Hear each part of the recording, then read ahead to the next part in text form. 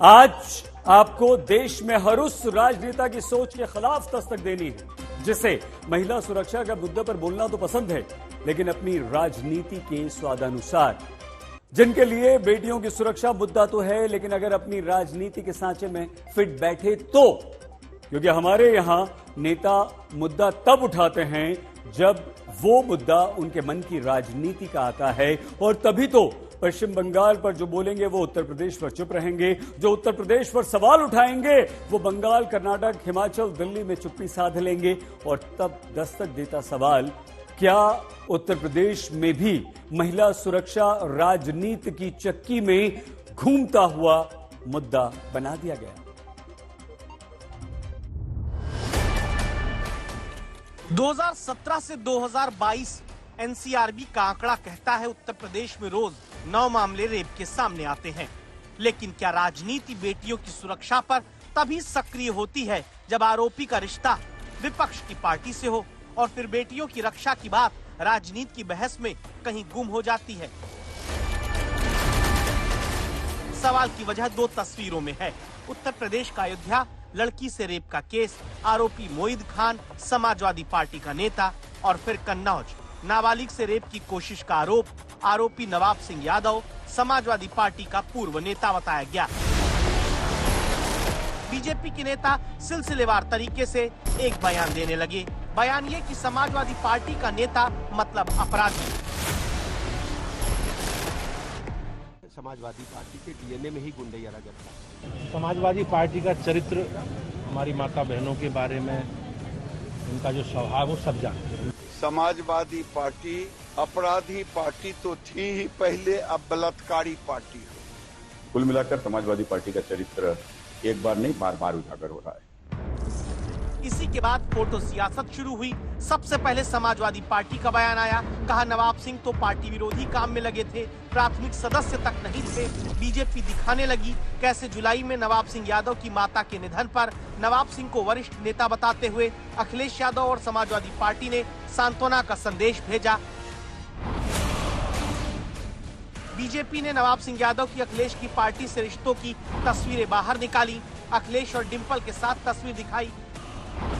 India गठबंधन की rally में राहुल और अखिलेश के पीछे मंच पर नवाब सिंह यादव की तस्वीर दिखती है। फिर बीजेपी के पूर्व सांसद सुब्रत पाठक के साथ भी समाजवादी पार्टी नवाब सिंह यादव की तस्वीर दिखाने लगी। इतने में कन्नौज पुलिस के एसपी के हाथों एक समारोह में सम्मान लेते नवाब सिंह को दिखाया जाता है। इन सारी तस्वीरों को एक साथ रखकर अब देखिए, जवाब खुद दीजिए कि महिला सुरक्षा वाकई सियासत में मुद्दा है या फिर आरोपी के राजनीतिक कनेक्शन में ही सिर्फ नेताओं की दिलचस्पी है। जहां जांच से पहले बीजेपी इस बात का सर्टिफिकेट देने में जुटी है कि समाजवादी पार्टी के नेताओं का चरित्र ही खराब होता है, और समाजवादी पार्टी साजिश का आरोप लगाकर पीड़ित लड़की को ही कटघरे में खड़ा करने में जुट गई है। ये जूही सिंह है, समाजवादी पार्टी की प्रवक्ता है। नवाब सिंह को पुराना समाजवादी नेता बताते हुए पीड़िता पर सवाल उठा देती हैं। मैंने वहाँ के एसएसपी की बाइट सुनी इस पर। कौन सी नौकरी थी जो 15 साल की बच्ची जो है वो रात में उनसे मांगने गई थी, और सुबह उनकी बुआ की भी बात हो गई थी। 4-5 साल से वो जानते भी थे। तो इस तरह के जो आरोप लगते हैं लोगों पर, इनकी निष्पक्ष जांच होनी चाहिए, तुरंत जांच होनी चाहिए। किसी भी बच्ची के साथ ऐसी घटना हो तो अलग बात है, उसको न्याय मिले, लेकिन यहाँ न न्याय मिल रहा है, और मुझे तो ये साजिश लग रही है। एफआईआर में बताया गया कि पीड़ित अपनी बुआ के साथ नवाब सिंह के पास नौकरी के लिए गई थी। एफआईआर कहती है कि बुआ के बाथरूम जाने पर नवाब सिंह यादव ने नाबालिग लड़की के कपड़े उतार दिए। एफआईआर के मुताबिक बुआ ने ही मोबाइल देकर लड़की से कहा कि 112 नंबर पर कॉल करो, लेकिन अब पीड़ित की बुआ कहती हैं कि उनकी भतीजी को बहकाकर आरोप लगवाया गया। नवाब भैया से बैठ के मैं बात कर रही थी, और लड़की ने बोला कि मेरे को मोबाइल दे दीजिए 2 मिनट के लिए, मैं मम्मी से बात करूंगी। तो मैंने उसको फोन दे दिया था, और मैं चेयर पे बैठ के उनसे बात करने लगी। अब कैसे उसने 100 नंबर पे कॉल कर दिया पता नहीं। वो किसी के बहकाने में तो आ जाती है, अगर कोई उसे मोबाइल वगैरह चलाने को दे दे या उससे प्यार से को पेश आता है कोई भी, तो वो बहुत जल्दी भड़काने में आती है। 3-4 लोग हैं जो मैं बता रही हूँ कि सपा पार्टी से ही है, ठीक है। और वो पंडित है, और समय आने पे मैं उनके नाम आपको क्लियर कर दूंगी। जब आवश्यकता जरूरत पड़ेगी तो मैं बताऊंगी। जो पीड़ित की बुआ है, इनकी कई तस्वीरें बीजेपी के नेताओं के साथ चर्चा में आई हैं। बुआ के खिलाफ भी पुलिस शिकंजा कस सकती है, जहां पीड़िता के पिता अपनी बहन पर सवाल उठाते हैं।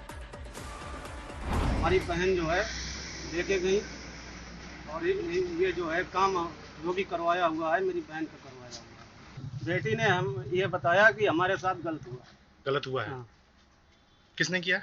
नवाब से। अच्छा। हाँ। ये हुआ कि नौकरी देने के नाम पे बुलाया गया? नौकरी फोकरी सर हमने कभी करवाई नहीं। लड़की पढ़ रही थी अभी। तो नौकरी वाली बात कहाँ से आ गई? नौकरी वाली कोई बात ही नहीं।